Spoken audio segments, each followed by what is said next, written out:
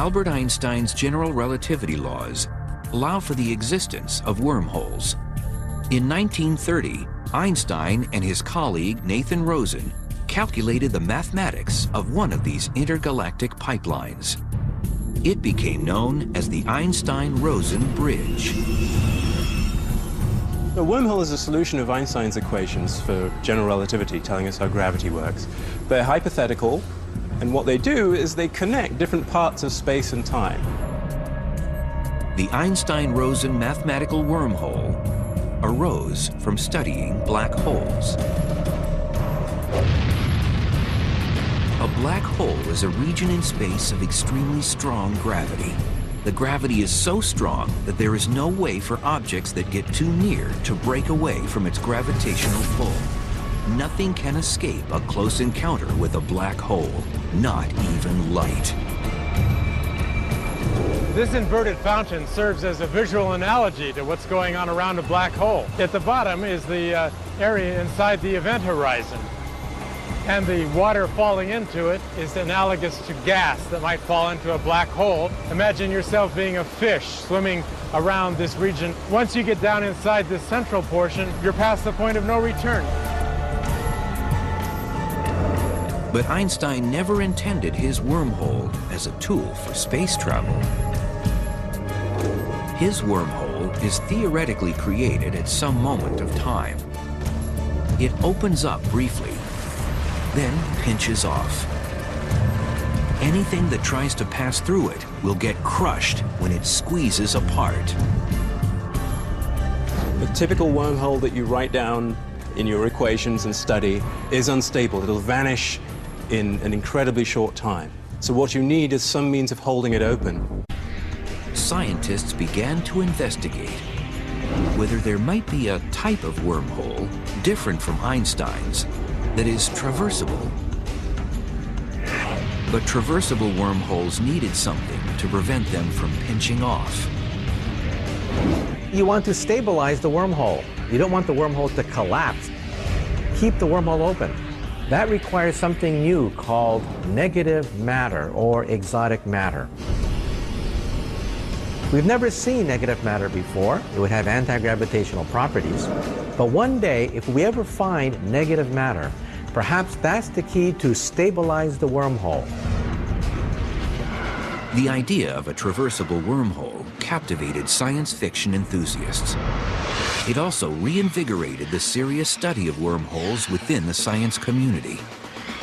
This transversable wormhole created quite a sensation, because perhaps it is physically possible to one day build a subway system to another galaxy.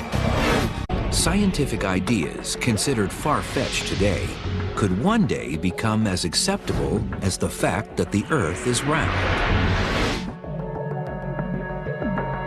The laws of physics may allow for the existence of wormholes, tunnels providing shortcuts through space as well as time. So could these cosmic subway systems theoretically be engineered into time machines?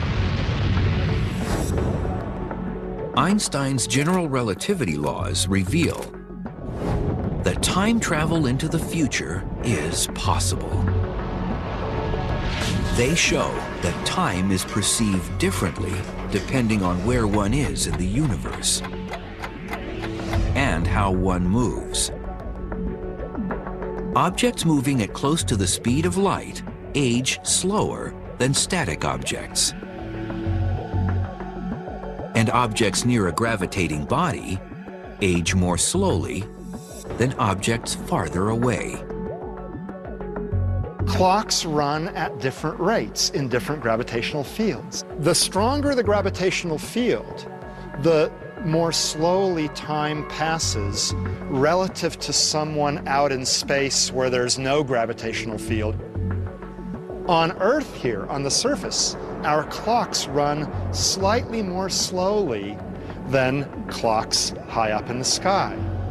So an example of this is that the clocks in the GPS system of satellites run a little bit more quickly than the clocks here on Earth because they're in a weaker gravitational field. And the scientists and engineers developing the GPS system had to take into account the different rate at which clocks run. If they hadn't done that correctly, then your GPS system wouldn't work. If you were taking a trip from Los Angeles to New York, you'd end up somewhere in Massachusetts. Forward time travel has been tested using highly precise atomic clocks.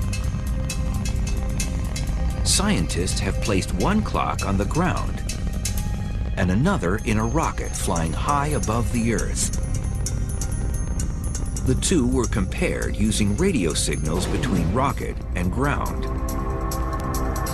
The clock on the rocket ticked faster. Here on Earth, my clock is running more slowly compared to someone in a rocket ship somewhere further away from Earth. So their clock is moving more quickly, they're going to the future faster. Physicists have studied whether wormholes could provide travel not only to the future, but also to the past.